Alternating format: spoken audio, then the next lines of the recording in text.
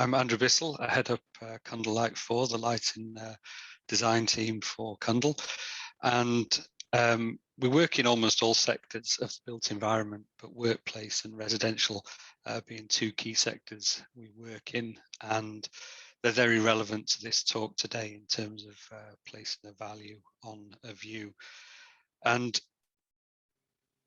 our process that we go through is to start at the master planning stage, where you're looking at the buildings, working with the architect, understanding where they're placing buildings on a site, going through the process of then looking at the daylight. How do you get the daylight into the space? Bearing in mind there are other factors such as the facade design, the mechanics, mechanical engineers, etc. And then with that knowledge, we have a look at the architectural lighting design. And with all of that knowledge, we then look at the lighting controls and the lighting control commissioning, such that you end up with this complete system which has been considered from the start to the end. And obviously very much the view is something that needs to be considered at the start of that process. And what I want to look at today is just how do you define the quality of a view? How do you go about saying that you have a quality view? What is that quality and what are the benefits of that quality of view? And then how do you place a value on the view? So can you say to a developer that doing something a certain way is going to provide a different return, a better return on the investment, purely through having an improved view? Or is it a case that there is no financial benefit and it's just an emotional benefit for that particular individual? So that's what we'll have a look through today. So I took a look at some of the factors that influence why somebody might choose a particular office space or apartment, etc. This is more aimed at those who are going to either take a new office space or take a different floor on an office. And there's always financial and legal factors to consider. The location's a big factor. As we move more towards the right-hand side, this is where we start looking at the design side of things. And I don't know if subconsciously I ended up writing natural light and views at the bottom, or if I was trying to deliberately put other things ahead of natural light and views. I haven't quite worked that one out myself yet, but actually having them at the bottom, it's quite relevant to how a lot of design team meetings go, that there are certain things that get discussed first, there are certain things that take up the majority of the design team meeting, and then you do eventually get around to discussing these other very critical components of the overall design. And it's interesting to find out from everybody where they would place the view in the hierarchy. And I've deliberately separated out natural light and view, although the two are linked. I have separated out the two. Where would you place view in its importance when you were choosing a new office? What would you say right now? And in terms of a quality view as well, not just any view, but a quality view. And that'll be interesting to come back to.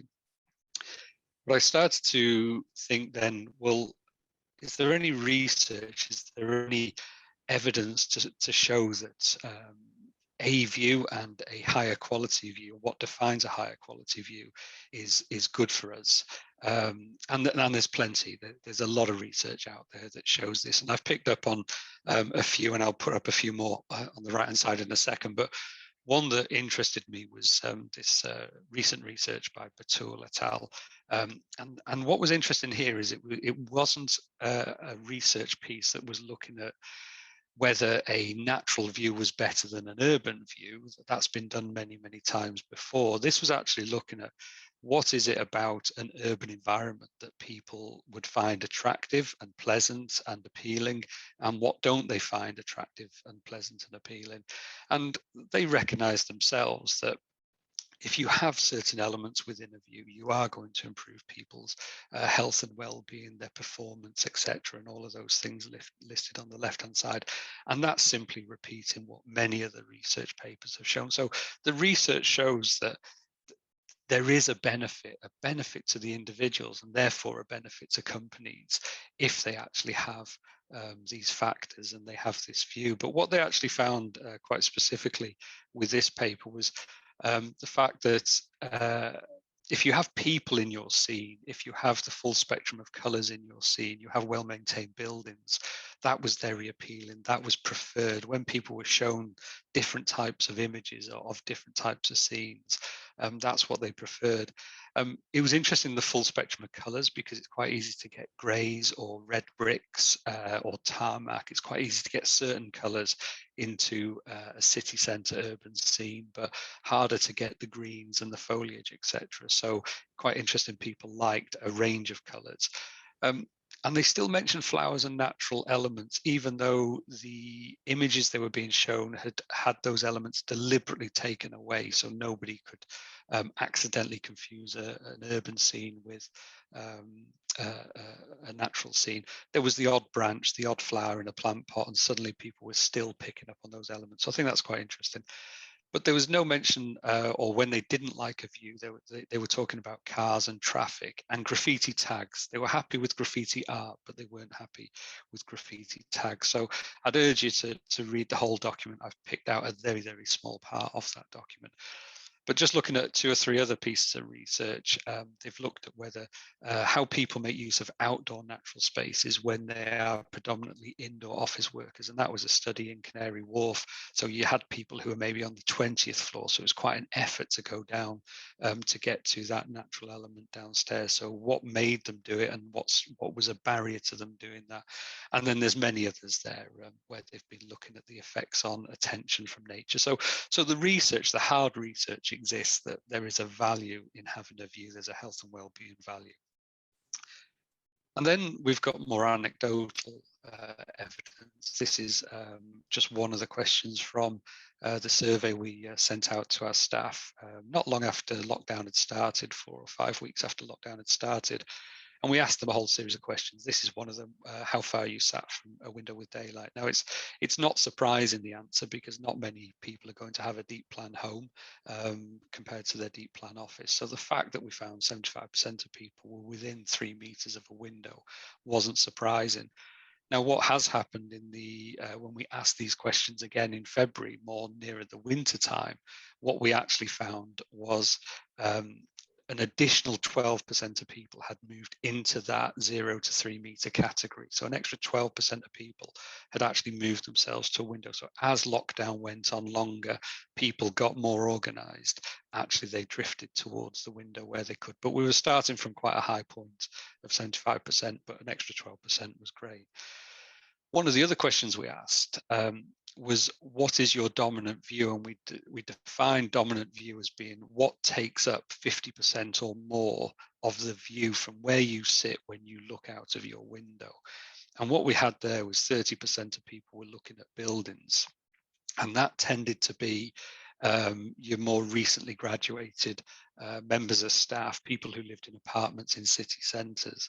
But beyond that, we had 70% of people where more than 50% of their view was nature or the sky. And it gets you thinking, well, when you move those people back to the office, can we give 70% of our staff that same quality of view that they've got at home? Can we give them a view of nature? Can we give them a view of the sky? Should we? How do we go about doing that? You know, how do we choose our next office building such that happens? How do we design our next building? So very anecdotal. We're asking our own staff in summer and winter, but nonetheless, really useful information to have. And then you say to yourself, okay, we've got the hard research, we've got some anecdotal evidence, but is there a document out there that would or should be used in the design team, in the design process, to actually drive this forward? And there have been documents prior to this one. BS 8206 was one of them, been around for many, many years, but then 17037 has effectively superseded that. It came out in 2018. And what this document does is it actually starts to describe the components of a quality view, and also give more specific figures, facts and figures of what you should achieve and how far can you see outside the window, etc. And just looking at one of the tables, and again, I'd urge you to go and read the whole document, not this fly through that we're going through at the moment. So and what you see here is you've got a minimum view is where you can see 6 meters and you have just one layer. The landscape layer must be included in that. And what surprised me with the landscape layer is there's no necessity for that landscape layer to be have any natural component to it at all, as long as you can see an urban or natural landscape. And what they're looking for there is whether that landscape that you're looking at informs you about the environment. So can you tell if it's raining or not? Can you actually tell if the sun has come out, where the sun's coming from, etc.? But it doesn't have to necessarily be a view of trees and plants, etc. And as you move down towards a high quality view, you have a wider aperture of view. You can see 50 meters outside the window, and all of the layers exist within that quality of view. So the document clearly exists there that should be having an impact on design and making its way into the design team meetings for people to think about. So as well as the research, hard research, anecdotal, and the standards and guides, we've then got other factors, and that's really down to just people and their expectation. You know, what do they experience now, and therefore what would they experience, or what is their expectation of an office space or their second home, their next home, etc.